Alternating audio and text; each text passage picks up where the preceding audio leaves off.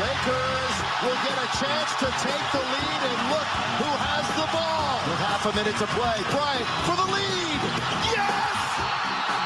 Kobe Bryant gives the Lakers the lead. Ora bem, meus senhores, cá estamos nós, quinta-feira, à altura falámos aqui um bocadinho de basquetebol, temos algumas coisinhas, temos semifinalistas da Taça, ia dizer da Taça Portugal, ia-me sair da Taça Portugal, não, da Taça da NBA Cup, portanto uma competição que já está na sua Final Four, digamos assim. Temos aí que olhar para toda uma polémica, temos muitos jogos, aliás, não temos muitos jogos porque foi uma semana curtinha a nível de jogos, a NBA deu-nos aqui uma pausazinha, mas ainda assim há algumas coisinhas que temos de falar. Chico, como é que estás? Como é que têm sido estes teus dias de Liga dos Campeões e coisas desse género? Para mim tem sido agradável, para ti é que Tens se calhar estado a foi trabalhar menos de manhã? agradável. Diz, Para mim desculpa. não, para mim foi pacífico. Ai, Foi. para o Sporting, ui, amigo, eu já estou numa fase. Curiosamente, ainda não consegui ver nenhum jogo do Sporting com o João Pereira, portanto nem sequer consigo. O que mais me enerva é nem sequer poder criticar, porque não tenho bases para o fazer. Mas olha, é o que é, pá, é o que é. A gente quer eu vou dizer, o que eu mais queria era que o Sporting andasse à procura de treinador durante o mercado de inverno, porque eu tenho aí o mercado flash a começar e dava-me todo o jeito. Eu espero que nós não tenhamos ouvintes do Ataque Rápido e do Afundo ao mesmo em simultâneo, senão assim até parece mal. Andas a fazer host e não viste o Sporting a jogar. Mas também não falámos do Sporting. Verdade, tens razão. Falámos dos treinadores livres, não sei o quê, não falámos do Sporting a jogar em si. Mas Tens razão. eu só lá fui apresentar, os analistas são eles. Verdade, eles é que têm que analisar durante horas a fio. Eu analiso o nosso basquetebol. Olha, Chicão, vamos fazer uma coisinha um bocadinho mais comedida. Não tivemos muitos jogos, como eu disse, mas naturalmente tivemos os jogos das meias finais da NBA Cup. Eu só não consegui. Tive um sentimento quase de fim de semana de All-Star nestes dias. Exato. Calminho, com um joguinho. Atenção, jogos interessantes, nem sequer estou a colocar em causa. Nesse sentido, foi muito melhor do que o All-Star Game. Mas uma pessoa quase que se esquecia que havia jogos, como eram tão poucos. Eu abria a fantasy de manhã para ir adicionar jogadores. Tinha toda a gente a descansar. Isto assim teve um bocadinho menos de piada. É verdade, nós na segunda-feira só houve um, depois na terça e na quarta houve 2 de cada e hoje há 3. Depois da manhã é que há muitos jogos. Sim, é para compensar. Começam a compensar. Mas só que depois no sábado também só há 2, né, que é os das meias finais. No domingo há uns pouquinhos. No sábado, na teoria, acho que só há uma meia, porque é uma meia final no sábado e outra no domingo, salvo erro. Não, acho que é as 2 no sábado. Então posso ter visto mal. Não, o que tu viste foi que uma é no dia 14 e eu tenho no dia 15. Uma vai começar às 9h30 da noite, hora nossa, e a outra às... Foi isso. Não reparei na hora, foi isso. Foi erro meu. Mas pronto, sim, são só 2 jogos. Portanto, é uma semana bastante atípica para o que nós estamos habituados na NBA.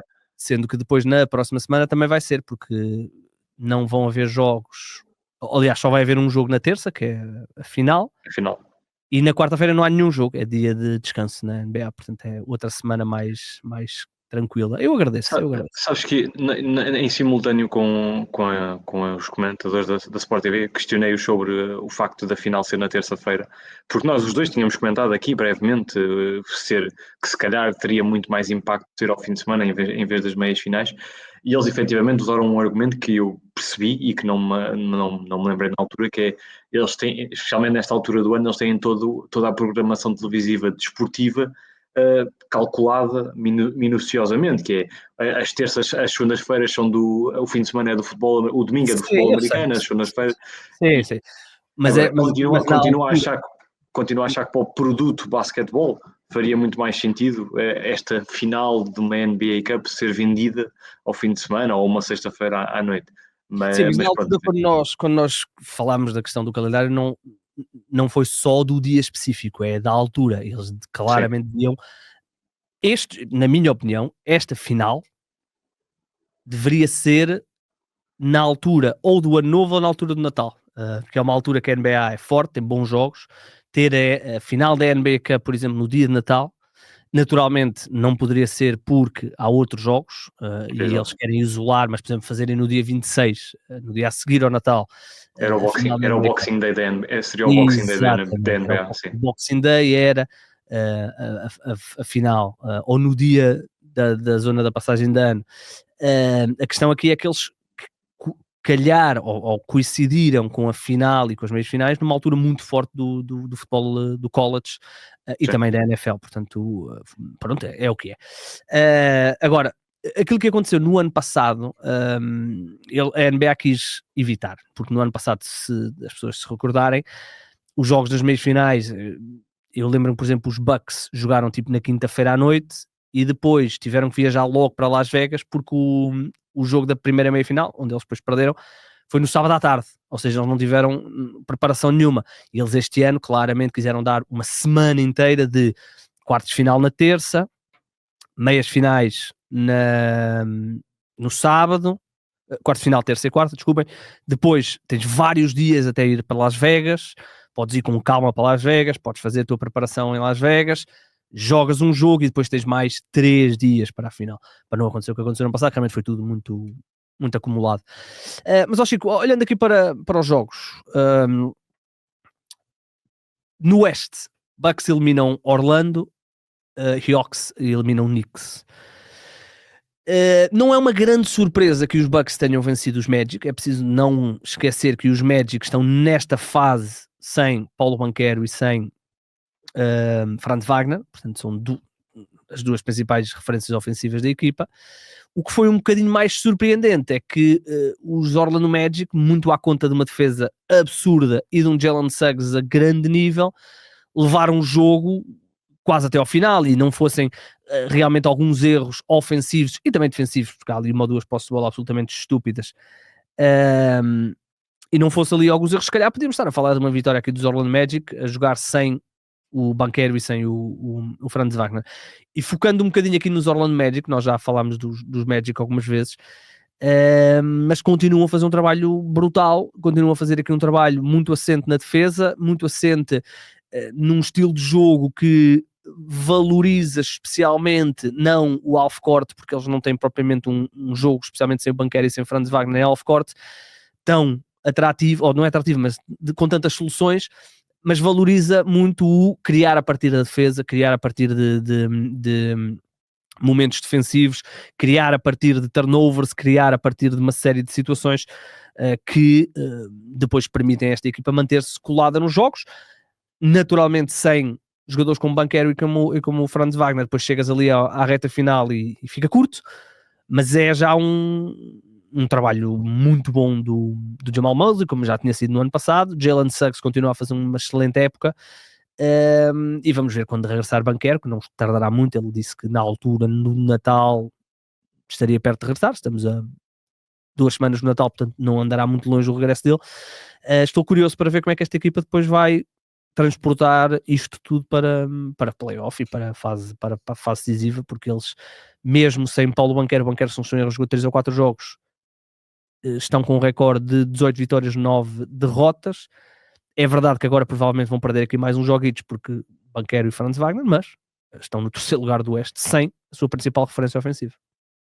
Sim, e os Magic só têm elogios a dar. Eles fizeram um jogo espetacular, eles estiveram a liderar durante muito tempo. Aliás, praticamente a primeira vez que os Bucks passam para a frente é mesmo no último lançamento do segundo período, antes do intervalo. Vocês elogiaram muito os Bucks no último episódio. Eu pessoalmente ouvi o episódio. Sim, elogiaram no sentido que deve-se começar a levar mais a sério em relação à primeira imagem que eles nos deixaram esta época. Eu ouvi com atenção, obviamente, o episódio, depois fui ver o jogo também com muita atenção. E por outro lado, há sempre aquelas dúvidas, que é uma equipa com muito mérito dos Magic, mas uma equipa que joga contra uns Magic tão desfalcados não devia ter tido estas dificuldades todas. Eles tornam o jogo muito, muito previsível a nível ofensivo a certa altura. Tanto que a certa altura do segundo período eles fazem 20 pontos praticamente seguidos, que é Lillard e Giannis, ou seja, ainda bem que aquele pick and roll e essa dupla está a funcionar, mas não é suposto uma equipa ter um jogo tão previsível, especialmente quando o Middleton já regressou e já começa num ritmo mais normal. O Middleton fez um jogo horrível, né? Ele fez 0 pontos, só lançou 2 vezes.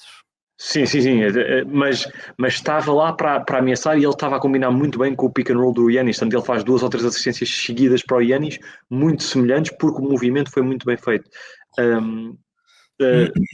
Nos Magic... Mas Chico, vamos focar aqui nos Bucks. Eu não fico eles é que passam também, eu não fico muito preocupado com o ataque dos Bucks ser previsível, porque quando tu tens Giannis e Lillard, tu até podes ser previsível, o travar é que é mais difícil. Eu não estou muito preocupado, eu acho que... Sim, até porque o Giannis é um dos isolamentos mais eficazes da liga, portanto é normal que tente isso e é normal que insistam nisso. Sim, mas eu fico mais preocupado, e tu falaste disso, que não é suposto os Magic terem competido até tão tarde. A minha grande preocupação nos Bucks, e é indiferente se eles têm o Middleton ou se não têm o Middleton, porque não é o Middleton que vai mudar isso, é porque é que o Jalen Suggs faz 32 pontos, máximo de carreira, e desses 32 pontos, só 3 lançamentos concretizados foram triplos. Ou seja, ele fez 9 pontos de triplos e fez 23 pontos em lançamentos de 2. Porquê é que isto acontece? Porque uma parte foram lançamentos livres, mas sim, eu percebo o teu ponto. Ele não devia ter essa facilidade no garrafão de chegar lá tão bem. Os lançamentos livres, eu vi o jogo, não me lembro se houve aqui algum lançamento livre ou algum triplo que ele tentou sofrer falta. Eu acho que não.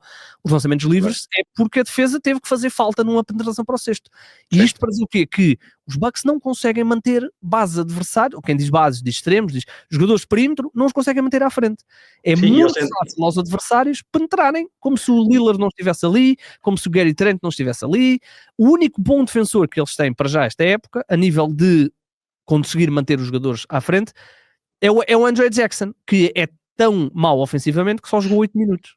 Pois, e tanto que eles fizeram essa mudança. Ele andou a ser titular durante muito tempo, agora mudaram durante uns tempos para o AJ Green, acho que é AJ nunca está a dizer, porque sempre tem um pouco mais de ameaça a nível de lançamento, mas é isso, todos os bases que jogam contra Milwaukee têm muito bons números, por norma, claro, e basta ver que, por exemplo, o Anthony Black, que é um jogador que não é conhecido de todo pela sua capacidade ofensiva, mas que é muito maturo, teve se calhar um dos seus melhores jogos da temporada a nível ofensivo. Por um lado, ok, ele levou o seu jogo porque não há Franz Wagner e Banquero, mas por outro também, e quem viu o jogo, viu que ele fazia muitas penetrações com relativa facilidade. Portanto, é o que tu estás a dizer, esta equipa defensivamente não devia ser tão maleável, até porque com Giannis, com Brook Lopes, bastava ter ali um base mais difícil para o adversário e ficava uma defesa espetacular no papel, claro, e isso depois só vendo. Eu vou dar aqui alguns exemplos. De jogos recentes, muitos deles ganhos pelos Bucks. Dennis Schroeder, 34 pontos. Cam Johnson, 26 pontos. Zach LaVine, 27 pontos. E todos estes nomes que eu estou a dizer é com boa eficácia. Pascal Siakam, 25 pontos. Lançou 8 em 11 nesse jogo. LaMelo Ball, 50 pontos.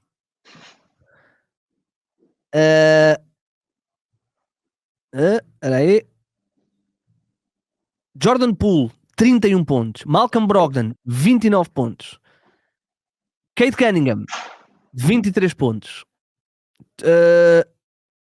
Este já tinha visto.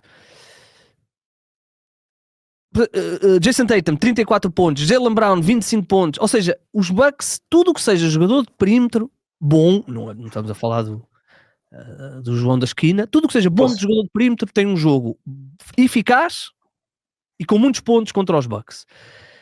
E, portanto, o ataque... Tu tens Lillard, tens Giannis, vais incorporar Chris Middleton mais gradualmente. Exatamente. Tens spacing com o Lopez e com o Bobby Portis. Vais ter spacing com os AJ Greens e com os Gary Trent e não sei o quê. Não estou preocupado. Acho que eles podem competir com qualquer equipa da liga, bucket for bucket. Ataque por ataque. Estou preocupado. Eles não podem fazer, eles não conseguem competir defesa com defesa. Não conseguem. Chico, se tu chegares ao playoff e permitires que o melhor jogador adversário, ou não é o melhor jogador, mas um dos bons jogadores adversário faça sempre 30 pontos, não é meio caminho para perderes pelo menos 2-3 jogos e depois o resto é meio caminho. 4. É que mesmo para 4. Eu já estou a dizer, é que defendendo mal, tu nos playoffs é quase garantido que perdes pelo menos 2-3. Se calhar a atacares melhor do que a defenderes, és capaz de safar 1 ou 2 e depois o resto é consoante o que o jogo dê. E eles têm que dar muitas. Lá está, é muito curioso porque era uma equipa que há não muito tempo era conhecida precisamente pelo oposto, que tinha uma defesa sólida, que nem betão, e que vivia muito bem do ataque, mesmo sendo um ataque, lá está, como nós referimos, previsível, mas eficaz. E agora mudou muito com estas mudanças de treinadores todas que houve, com algumas... A saída do Jolly, né? A saída do Jolly, sim, claro. Afetou tudo. E eu acredito que eles têm feito isso nos últimos anos. Acredito que eles até à trade deadline tentem ir buscar algum nome, mas eu acho que nunca vai ser um nome significativo para a equipa dar esse salto de... Eles estão muito limitados. Estão muito limitados. Eles precisam que Middleton, Lillard e Giannis estejam ótimos. E atenção, eles não jogaram muitos jogos juntos, entre lesões de um, lesão do outro, blá, blá, blá. Quando jogaram, foram muito bons. Sim. Portanto, eu acho que é aí que eles têm que armar a possibilidade. E quando tens o Giannis, não é? Tudo é possível. Com o Giannis tudo é possível. Estamos a falar de um jogador que está a fazer números absolutamente históricos, tal como o Jokic está a fazer. Portanto, a nível de eficiência... Com isto tudo estamos a dizer que os Hawks vão passear e o Trae Young vai lançar uns dados em Las Vegas, é isso? Exatamente. Trae Young foi a Nova York mais uma vez. Ele é realmente um vilão lá, porque... eu não diria que ele é um vilão, eu diria que ele é um rei. A lata que ele tem e o que ele faz... Ganhou. Para quem não viu o jogo ou para quem possa não conhecer a história, o Trae Young... foi o grande responsável por uma eliminação dos Knicks nos playoffs. Estamos a falar na época 2020-2021, já há algum tempo. Na altura, os Hawks, que foi quando eles chegaram à final de conferência, na altura os Hawks eliminaram por 4-1 os Knicks. Foi uma série que, apesar deste 4-1, os jogos foram muito quentes, foram praticamente todos decididos relativamente perto, e o Trae Young em jogos em Nova York esteve realmente on fire, levou até uma cuspidela de adeptos, andavam a gozar com ele porque diziam que ele ia ficar careca, coisas.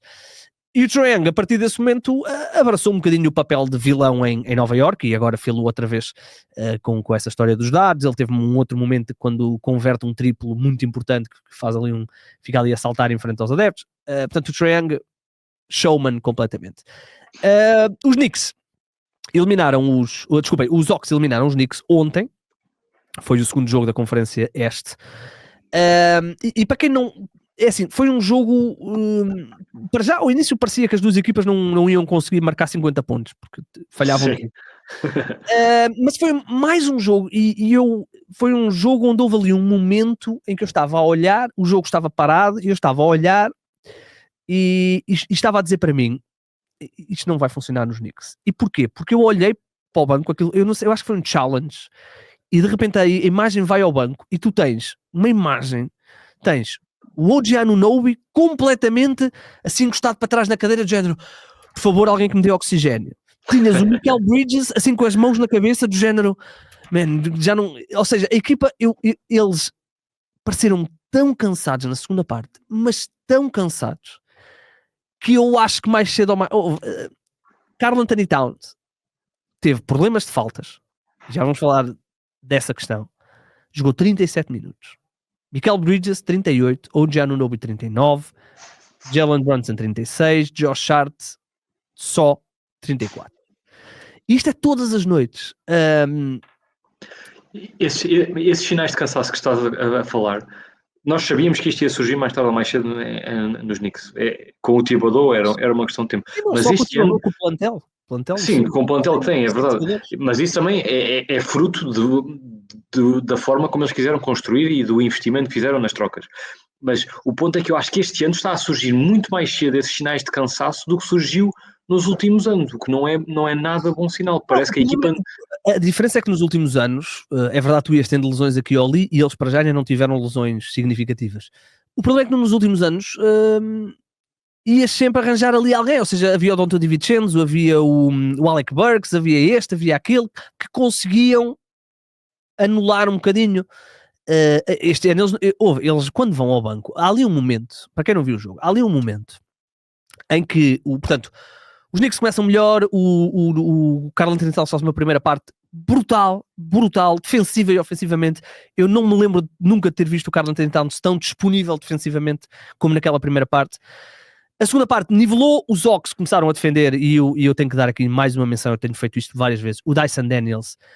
Aquilo que o Dyson Daniels fez ao Jalen Brunson é assustador, e é as equipas já perceberam que há uma forma de minimizar o impacto do Jalen Brunson, que é colocar defesas mais possantes, maiores que ele, que não é difícil, que ele também não é propriamente um jogador muito alto, mas maior que ele, e pressionarem-no o campo inteiro. E o Dyson Daniels, eu diria que se não é o pior adversário para um base deste género, andará lá perto. Se não for ele, será ali um Jalen Suggs, será por aí. Tyree Eason, um Amen Thompson. E, portanto, os Hawks aumentaram o seu nível de defesa, em muito, Jalen Johnson também muito bem, e conseguiram equilibrar o jogo, e entram no último período a ganhar, se não estou em errado, por 9. Os Knicks fazem uma pequena run e vão buscar um bocadinho do jogo. Há um momento em que o Karl Anthony Towns, a 6 minutos e qualquer coisa, 6 minutos e meio, faz uma falta, que é a quinta falta. E o Tom Thibodeau imediatamente tira o Karl Anthony Towns. E isto é uma questão que eu já debati aqui algumas vezes, que é o Karl Anthony Towns não fez a sexta falta, mas é quase como se tivesse feito a sexta falta. Porquê? Porque ele foi para o banco. Portanto, o treinador basicamente jogou com... basicamente o treinador fez com que a quinta falta do Karl Anthony Towns fosse a sexta falta. E eu percebo que é a ideia de, ok, mas depois nos últimos 3 minutos ele tem o Karl Anthony Towns. Mas o jogo não se decide sempre nos últimos 2 ou 3 minutos. E o que é que aconteceu logo a seguir à saída do Karl Anthony Towns? Os Hawks esmagaram os Knicks nos ressaltos ofensivos. Mas os Hawks, que estavam a lançar mal, estavam a ter em média 3 lançamentos por cada posse de bola. Eles lançavam, ganhavam ressalto, ganhavam ressalto. Ora, não há nenhuma equipa que sobreviva a isto. E os Knicks perdem o jogo por causa disto, porque Tom Thibodeau, tal como a maioria dos treinadores da NBA, vão buscar, olham para o jogador, faz a quinta falta, ok, tenho já que o tirar para o poupar, esquecendo-se que nos minutos que ele não está, vai fazer falta e se calhar eles já não vão. Porque quando o Karl Anthony Towns entrou, a equipa já estava a perder por 10 pontos. Já não conseguiu. Sim, e aí acho que houve uma cota parte de culpa do treinador. É uma opção super recorrente, como tu referiste bem, cada vez vemos mais os treinadores a fazer isso, na esperança que o 5 que escolhem para estar nesse bocadinho aguente o jogo o máximo possível para depois, mas é o que tu estás a dizer, às vezes é preciso apostar apostar no agora. Aí correu mal. Se eles tivessem ganho, estávamos aqui a elogiar. Ainda bem que ele guardou o jogador para os últimos 2 minutos, porque ele fez 3 ou 4 triplos. Foi uma opção, não correu bem. Agora, os Knicks fizeram esta opção. Eu acho que a destacar aqui, que é o mais importante do nosso discurso, acho que é mesmo o facto de nós vemos muitas vezes as equipas a apostar em big trees, em trocas, a trocar 5, 6 jogadores para poder ter uma estrela. A grande estrela que eles foram buscar foi o Towns, quer consideremos uma estrela a sério ou não, foi o Towns. Tem um 5, talvez um dos 5 no papel mais fortes da liga, mas depois não tem uma realidade. Eles são o melhor ataque da NBA, ponto final. A troca do Carlos Anthony Towns está a ser tudo aquilo que eles imaginavam, que é, somos o melhor ataque de longe da NBA. E devem ser, não tenho os números, mas provavelmente o pior banco da NBA em termos de pontos que dão à equipa, acredito. Não tenho agora aqui os dados, mas é... Sim, apanhei agora, mas acredito que não estejam... Ou são os piores ou estão muito perto disso, porque eles perderam a profundidade e com o 5 inicial que eles têm, o treinador deveria conseguir fazer uma rotação ao ponto de pelo menos ter um desses 5 elementos sempre a descansar, entre aspas, e 3 ou 4... É o intervalo descansam todos juntos. Descansam juntos, devem ir para um jacuzzi de junto. O o Tom Thibodeau sempre, não precisamos dizer isto, porque toda a gente sabe, o Tom Thibodeau sempre foi conhecido por isto. Os minutos com o Tom Thibodeau, tal como com o Mike Budenholzer, sempre são altos. Eles não são treinadores que gostem de... Porque eles são treinadores que, e por isso é que eles conseguem, são máquinas de vitórias em fase regular, eles olham para os jogos da fase regular como jogos de playoff. Tu tens treinadores de novas gerações que olham diferente. Por exemplo, o vosso treinador Mark Daigneault faz experiências quase de período para período, porque percebe que posso depois retirar isto mais à frente. Muito bem. Vamos ver. Este jogo, estou muito curioso. Adorava que os Hawks fizessem no fundo o que os Pacers fizeram. E atenção aos Hawks, porque a brincar, uma equipa que entra na fase regular, que não podiam fazer tanking porque não têm a pique deles, e ao mesmo tempo não iam ser competitivos suficientes para ser uma equipa, ou em sétimo, se ganharem amanhã aos Bucks, passam os Bucks e estão no 6º lugar, amanhã não, sábado, e estão nos primeiros 6. Portanto, muita atenção. É o teu palpite, assim, só para apimentar. Sim, eu já tinha dado, contra o Ricardo, eu tinha dado Knicks, desculpa, tinha dado Hawks, e eu vou manter. É só porque até agora os nossos não sei se te lembras, nós fizemos uma brincadeira com os Sixers, e estamos a falhar, ou melhor, tu neste momento estás a acertar em cheio, mas cheira-me que vamos falhar redondamente. Pois, qual é? Não, mas eles ganharam, qual é que era? Nós apostámos, nós mandámos os nossos palpites sobre o número de vitórias que os Sixers teriam no Natal. No Natal. E eles, entretanto, surpreenderam, ganharam ali uns joguinhos, tu disseste que eles teriam 7, eu disse que teriam 6, eles já vão com 7. Agora, tu para acertares em cheio, eles não podem ganhar nenhum jogo nos próximos 13 dias. Sendo que esses jogos são contra Pacers, 2 contra Charlotte, 1 contra Cleveland e 1 contra os Spurs. Sendo que finalmente parece, não quero estar aqui a aguardar, parece que estão finalmente a ter os jogadores de volta. É verdade, é isso. Eu vou dizer, quando nós fizemos essa aposta, eu não acreditei que o Joel Embiid jogasse até ao Natal. Eu achei que ele regressaria na altura do Natal, ele regressou mais cedo do que eu estava a contar. Mas é ótimo vermos, e o Joel Embiid fez um excelente jogo contra os Bulls aqui há uns dias. Sim, eu não lhes desejo mal nenhum, atenção. Claro, e tem uma coisa boa, eles já não jogam há quase uma semana, portanto não há o Joel Embiid, certamente, se eles pudessem jogar só de 6 em 6 dias todos os dias, o Embiid era outra vez MVP. Olha, vamos aqui ao Oeste, tivemos os 2 jogos do Oeste. Eu não tive a oportunidade de ver os Warriors Rockets, mas tendo em conta que o jogo ficou 91-90, vou assumir que foi uma padrada no charco. Eu vi que na parte final o jogo foi decidido numa loose ball foul e em 2 lances livres um bocadinho polémicos. Um pouco polémico, sim. Mas vamos ficar aqui no standard. Para já, eu vi algumas pessoas falarem disto e queria ouvir a tua opinião. Nós estamos a falar de 2 equipas que têm 2 ultra jogadores que estão mais ou menos, até estão exatamente na mesma faixa etária. O Shea está com 26, talvez, 26, e o Doncic andará na casa dos 25, 24, por aí, 25. Portanto, 2 jogadores que vão competir durante 10 anos pelo título de melhor jogador da NBA. Cores, o dos Mavs é um bocadinho mais experiente, tem jogadores mais velhos que os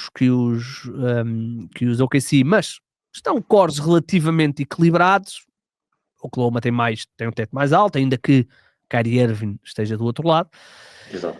Mas não nos podemos esquecer que Dallas, já no primeiro round, digamos assim, desta rivalidade que pode aqui nascer, Dallas já deu o primeiro soco, que eliminou os OKC Thunder no ano passado. Essa eliminação até pode servir de bênção disfarçada, porque foi o que levou os Thunder a verem que havia aqui falhas no seu plantel e a irem buscar jogadores como Alex Caruso e Hartenstein, mais importante, não é? Este jogo, apesar de ser apenas um jogo de fase regular, era os quartos de final da NBA Cup, era o primeiro jogo entre as 2 equipas, pós-playoff, se não estou em erro. Eu acho que, apesar dos jogadores poderem desvalorizar, eu acho que este jogo tinha um círculo. Acho que para os adeptos do Thunder também, Chico, corrige-me se estiver errado.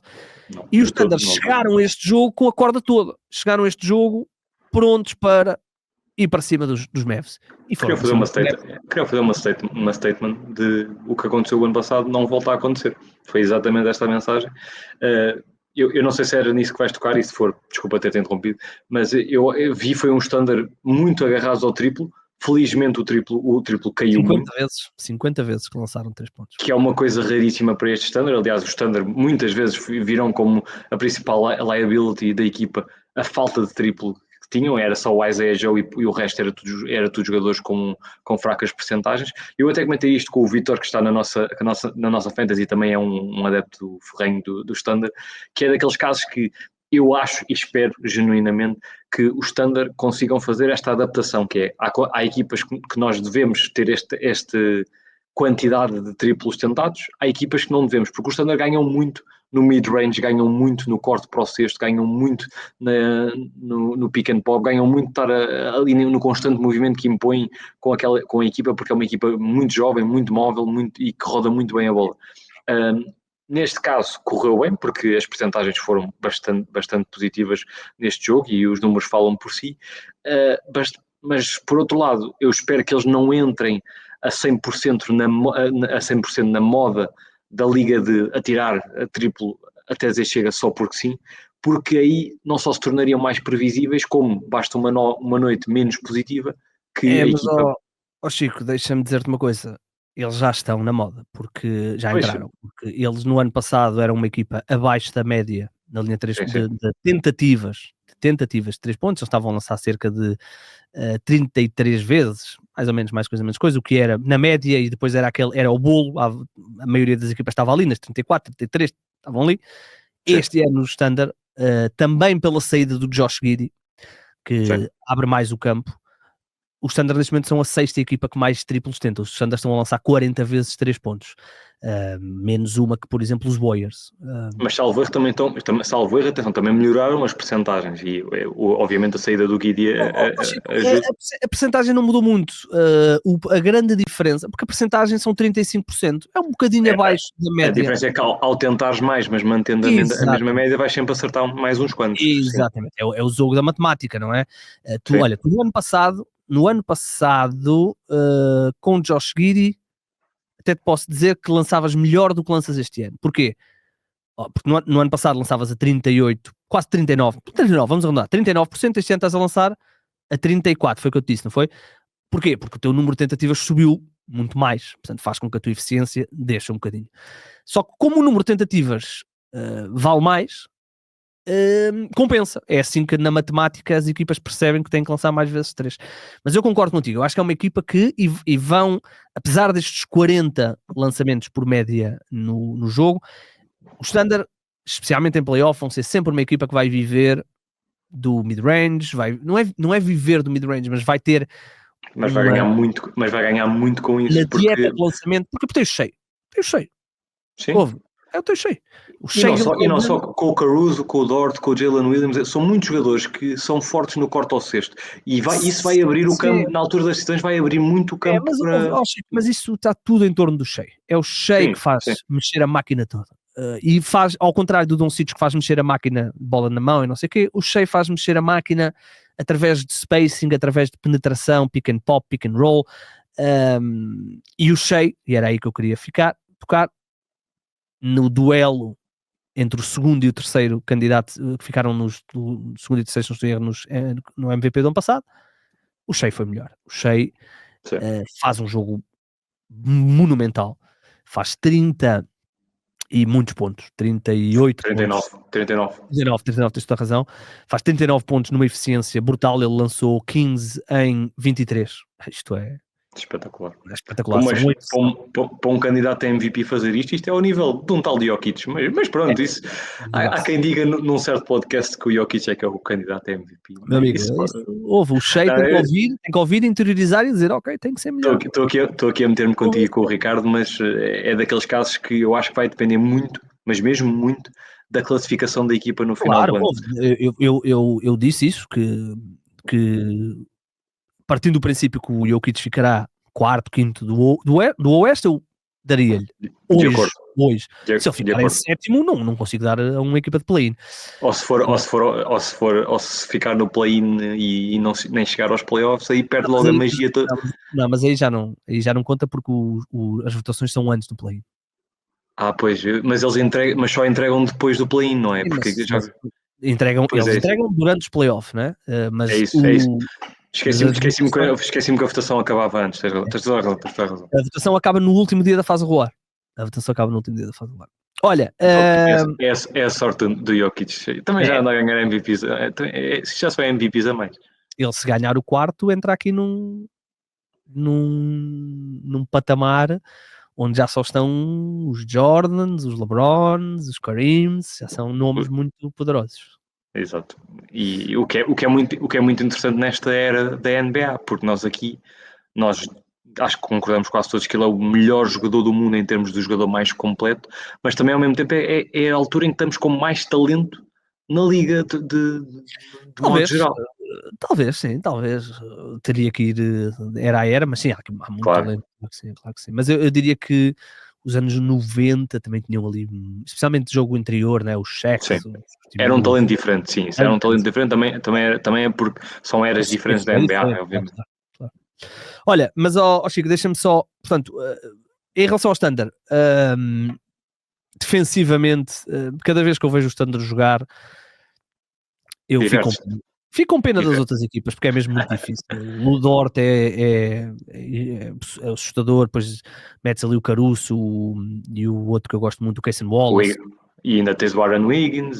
Tens muita gente. E vai ser um quarteto, este quarteto que nós referimos, que na altura dos playoffs vai dar muito jeito para rodar entre as estrelas adversárias, que é, ok, o Dort está carregado em faltas, vem o Caruso, vem o Wiggins, vem o Cason Wallace, e eles vão estar sempre aqui numa rotação que vai desgastar imenso as equipas adversárias. Ao desgastar a estrela adversária, vai fazer com que do outro lado o Shea, o Jalen e afins tenham mais espaço para atacar. Há aqui um dominó muito positivo. Isto é traumatizante, porque tu depois ainda tens de fora Chetton, que é a nível de rim protection, na minha opinião, só perde para... Não é só rim protection, mas defesa ali naquela zona, só perde para 2, 3 jogadores, do Wembanyama, Anthony Davis, eventualmente. Portanto, vamos falar muito do Standard. Olha, temos então esta... É uma ótima, digo-te já, é uma ótima final, ou meia final de NBA Cup. São duas equipas que estão parecidas nos trajetos. O Standard está um bocadinho mais à frente dos Rockets. Eu e o Ricardo falámos disso na semana passada. Mas são duas equipas com trajetos semelhantes. Fizeram ali um rebuild, curiosamente, com os jogadores até parecidos, não? Os Westbrooks e os Paul George e os Hardens, não sei o quê, mas fizeram aqui um valzinho e agora estão aqui num trajeto ascendente. Os Rockets estavam em segundo no Oeste, não sei se já caíram. E continuam com o mesmo registro que Memphis, mas continuam na teoria em segundo lugar. Primeiro e segundo do Oeste, equipas jovens, com talento para dar e vender, com opções em aberto a nível de picks, contratos, portanto, ótimo. E defrontaram-se há pouco tempo, foi um jogo muito aguerrido, foi muito positivo. Os Rockets levaram a melhor, eu creio que o jogo até foi em Houston, salvo erro. O jogo foi... Não, eu acho que foi em... Deixa-me confirmar. Posso estar a confundir, se calhar estou aqui, criei uma imagem por causa... Tens toda a razão, 119, 116. Foi um jogaço e há aqui uma possível rivalidade para o futuro, se as duas equipas continuarem neste registro que tu falaste muito bem de desenvolvimento do core que têm agora, que pode ser muito divertido para os próximos anos, até porque eu adoro o Şengün, eu adoro o Thompson, o Tyrese. Ali são trajetos muito positivos e é engraçado ter dito isto de eles terem ido buscar jogadores parecidos para fazer o rebuild, como o Westbrook, com o Harden, com o Chris Paul, porque são duas equipas que, para mim, enquanto adepto do Standard, há anos e anos que estão ligadas, desde a troca do Harden, que estão ligadas entre si. Parece que ajudaram-se, entre aspas, mutuamente ao longo dos anos para... Tu de alguma forma queres continuar competitiva, tu queres ser competitiva daqui a uns anos, nós vamos aqui quase que se calhar os dirigentes dos front office das duas equipas dão-se bem, não faço ideia, mas parece que estão eternamente ligados. Mas vão deixar de se dar bem, meu amigo, porque isso vai ser realidade. Estamos a falar de duas equipas que estão na mesma faixa etária. É verdade que o Standard, e eu disse isto com o Ricardo, estão um patamar à frente, porque o Standard tem Shai Gilgeous-Alexander, tem Jalen Williams e tem Chet, que são talento que os Rockets não têm. Por exemplo, se hoje o Giannis Antetokounmpo, o Giannis não é um bom exemplo, mas uma estrela que apareça hoje livre no mercado, ou livre ou disponível no mercado, o Standard, a não ser que seja o Jokic ou o NBM, não vão olhar. Porquê? Porque tem o talento ali. Ou seja, os Rockets vão ter de olhar. Não quer dizer que vão fazer, mas vão ter de olhar porque o talento que eles têm não está ao mesmo nível. Vão ter que medir se vale a pena perder parte do core ou não. Mas enquanto o Standard não. O Standard, nós temos 3 daqui a 5 anos, daqui a 4 anos ou 3 anos, se calhar até para o ano, vamos ter 3 dos melhores, 15, 20 jogadores. E em cada draft sabem que podem ir buscar em cada draft mais um. Ainda tem o miúdo, o Topic, que ainda não jogou praticamente. Bem, praticamente não, ainda não jogou. Ele está a ter um red, ele ainda não jogou. Eles escolheram-no sabendo que ele não ia jogar esta época. Ele está lesionado, exato, ele está lesionado. Com um grau de probabilidade elevadíssimo. Ele, no melhor dos casos, joga na final da G-League, caso a época corra bem à equipa da G-League, mas eles não estão a contar. O que, por um lado, pode ser bom. O Chet também praticamente não joga de todo, acho. 7 de janeiro, vamos ver. E deu-lhe tempo para ter essa evolução e crescimento. Sim, o ano que ele teve fora, claro, sim. Olha, Chico, vamos aqui mudar, portanto, as meias finais são no sábado, a final é na terça-feira, portanto nós teremos ainda episódio, aliás, estaremos os 3 juntos, até podemos depois falar na divisão à final. No último dia, ontem, portanto na quarta-feira, houve uma polémica, não é uma polémica, sim, uma polémica. O Shams Charania avançou que o Jimmy, primeiro na terça, ele avançou que o Jimmy Butler e os Heat estavam abertos a negociar o jogador, que não é propriamente surpreendente. O Jimmy Butler rejeitou uma proposta de renovação. O Jimmy Butler, deixem-me só chegar aqui aos dados, mas o Jimmy Butler tem espera aí, desculpa. O Jimmy, já estão poucos jogos que eu depois não consigo chegar às equipas através do... Portanto, o Jimmy Butler tem... Queres as estatísticas dele este ano? Não é isso que eu quero. O Jimmy Butler está no seu último ano de contrato, ele tem uma opção para a próxima temporada e tem um máximo de contrato onde pode renovar, fixado nos 4 anos, desculpem, 243 milhões de dólares. Ora, os Heat não lhe deram isso. Eu acho que nesta fase ninguém lhe vai dar isso. Ninguém lhe vai dar isso. Aliás, ninguém lhe pode dar isso, porque... O Jimmy Butler, a única hipótese que ele tem de neste momento ter um contrato de 4 anos, porque a NBA tem uma regra que se o jogador fizer 38 anos, ou seja, aos 38 anos, vamos imaginar que o Jimmy Butler hoje faz, ou no final do ano faz opt-out ao seu contrato e é jogador livre. Se uma equipa nova o quiser contratar, nunca lhe pode dar um contrato em que os anos de contrato ultrapassem os 38 anos de idade. Ou seja, eles só lhe podem dar contrato até aos 38 anos. E ele está com 35, portanto só pode assinar um contrato de 3 anos. A única equipa que lhe pode dar um contrato para passar os 38 anos é a atual equipa dele, que são os Heat. Ou seja, os Heat são a única equipa que lhe podia dar um contrato de 4 anos. E obviamente com este valor. Os Heat não lhe deram-lhe, se não estou em erro, uma proposta de 3 anos, 130 e tal milhões, e que ele rejeitou. Ou seja, a partir do momento em que ele rejeita e que não há evolução, não é surpreendente o Shams avançar que os Heat e o Jimmy Butler estão abertos à possibilidade de uma troca. Sim. O problema é que o Shams foi mais longe.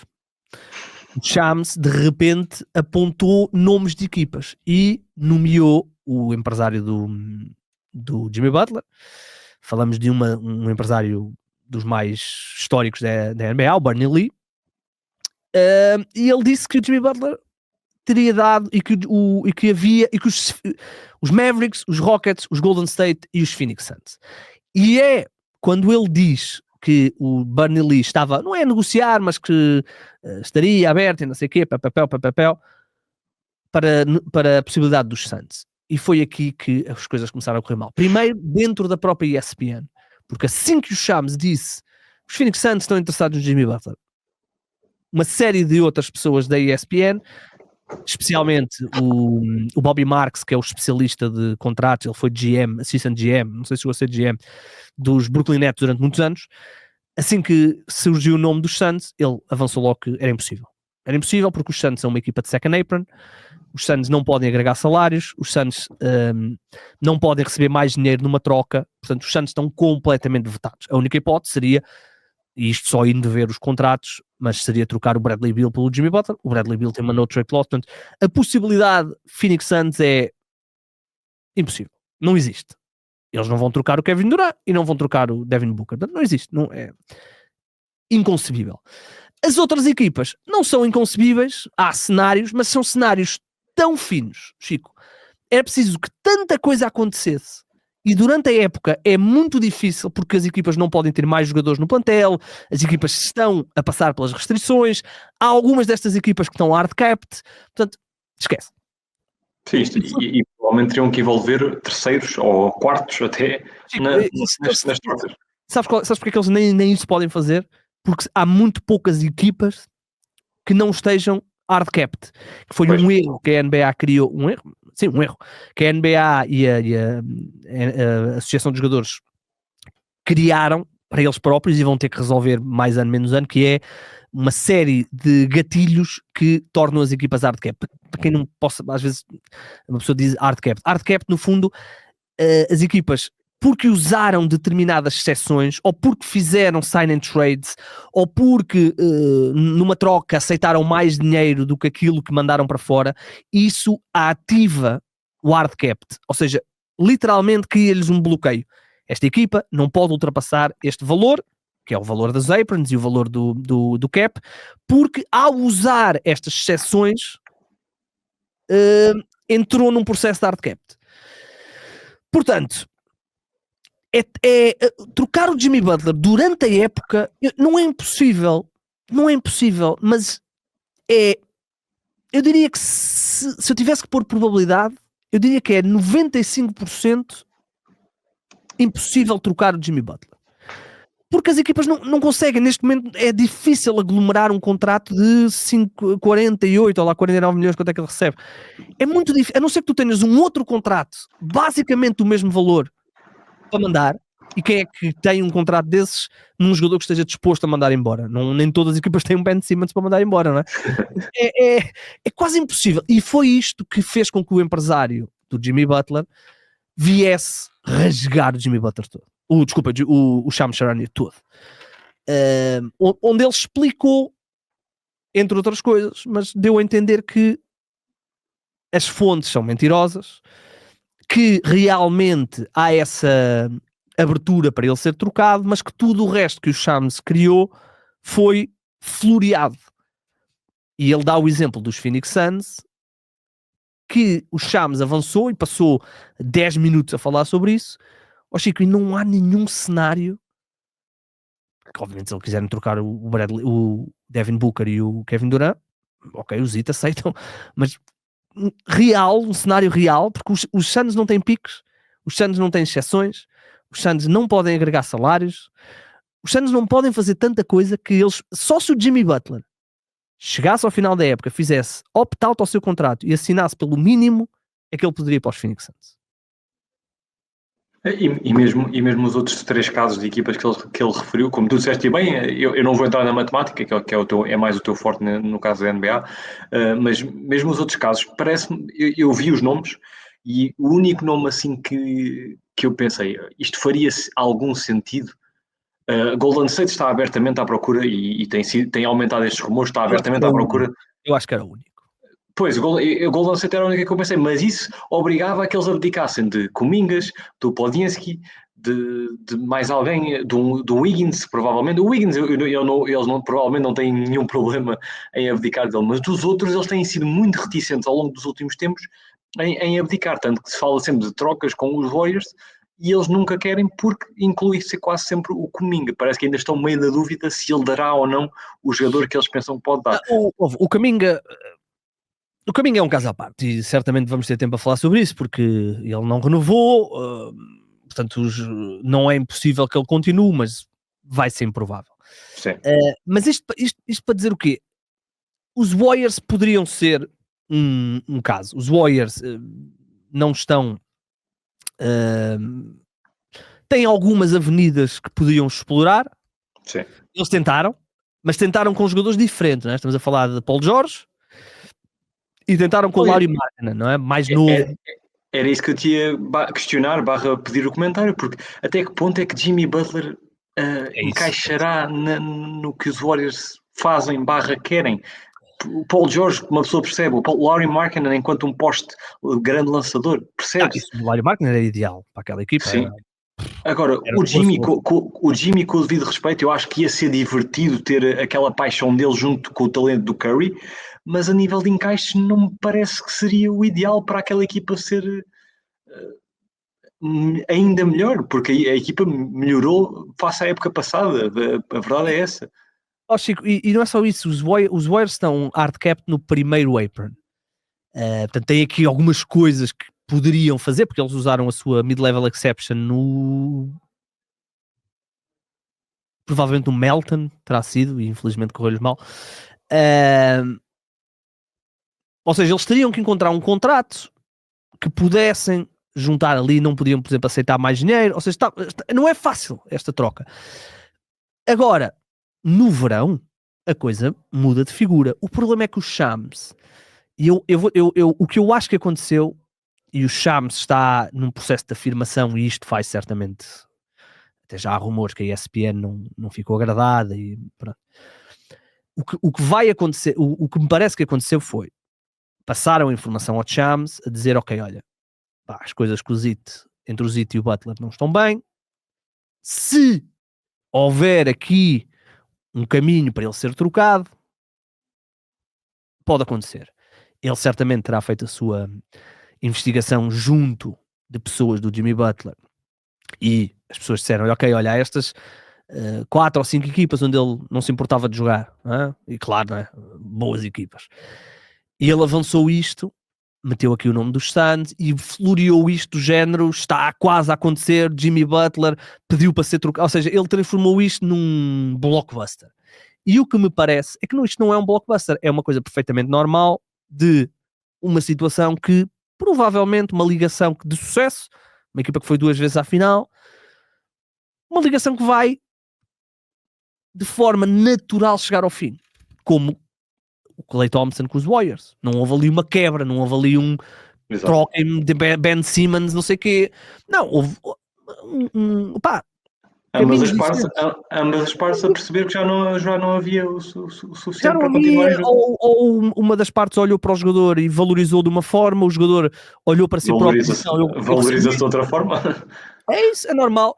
E acho que o Shams, que ainda é um jovem, e está a seguir, ainda por cima, tudo o que o Shams faz vai ser comparado ao Woj. Ao Woj, ainda por cima o Woj com os seus defeitos e tinha problemas, o Woj tinha muitos problemas em obter informação junto da esfera do Rich Paul e do LeBron, e às vezes pronto, entrava ali em conflitos por causa disso, mas o Woj teve uma carreira de 30 anos da NBA ou 20 anos da NBA onde criou uma imagem que é difícil tu recordares-te de maus momentos do Woj. Eu lembro-me de a situação do James Harden, quando o James Harden é trocado para os Philadelphia, o Woj esteve durante mais de uma semana a dizer que não ia acontecer, enquanto o Brian Windhorst, que tem uma ligação muito grande ao LeBron James e ao Rich Paul, estava a avançar que isso provavelmente ia acontecer. E como é que ele sabia? Porque o Ben Simmons é jogador do Rich Paul. E o Woj basicamente desmentiu em direto o Adrian e depois o Brian Windhorst, e depois quando a troca é feita o Woj virou a coisa do género, não, esta troca foi feita nas últimas 2 horas, eles antes nem sequer estavam a falar, como se isso fosse possível, mas é o único momento e não é de alguém vir desmentir o Woj. E o Shams levou aqui uma porrada, porque estamos a falar de um empresário bastante conhecido, um empresário que já trabalha nisto há alguns anos, e eu acho que o que aconteceu foi isto. O Shams floreou uma situação que me parece que pode acontecer, é muito difícil acontecer. Eu acho que o mais provável até é ele terminar a época no Zit e no final do ano, se houver equipas, que não é fácil que haja, mas se houver equipas que estejam dispostas a dar-lhe os 3 anos no máximo de dinheiro, ele faz opt-out. Porque nós não nos podemos esquecer, Chico, é muito difícil alguém fazer opt-out a um contrato de 53 milhões. o Jimmy Butler tem uma opção para no próximo ano ganhar 53 milhões de euros, de dólares. É o que tu estás a dizer, ele só recusará esses 53 milhões garantidos se Só tiver a ganhar os 3 garantia. anos no máximo. Exato, se ele tiver a garantia que vai ganhar mais do que isso durante algum tempo no outro lado qualquer. Ele, Ou nem é o ganhar mais, ou que ao longo dos 3 ganhar anos mais, ele vai... eu digo ganhar mais no bolo total, não digo ao Sim, ano. sim. Ele pode até ganhar nesses 3 anos 140 e isso dá 45, 48 milhões por ano. É menos do que ganha agora, mas no bolo total, ainda por cima, tendo em conta aos 38 anos, é muito melhor do que Sim, ele tem.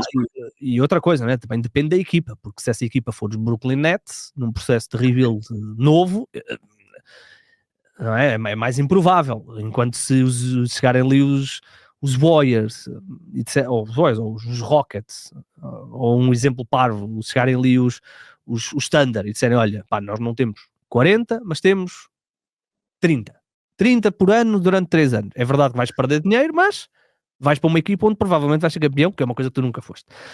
Chico, vamos embora.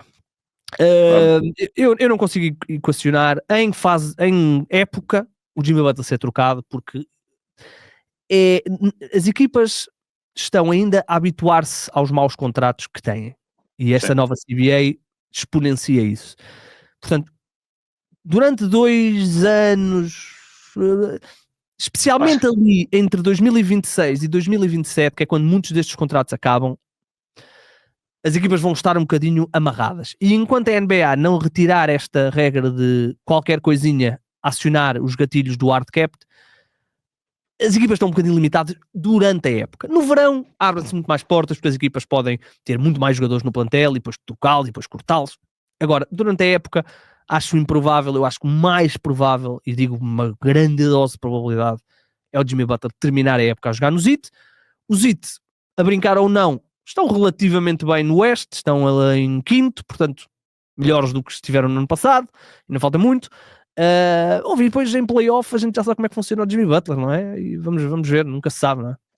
E pode aproveitar, e lá está, ele sabe que quanto melhor a equipa estiver e ele estiver ao longo do ano, mais e melhor ele se vai vender para uma futura equipa que queira, lá está, investir nele. Portanto, ou até para o ZIT.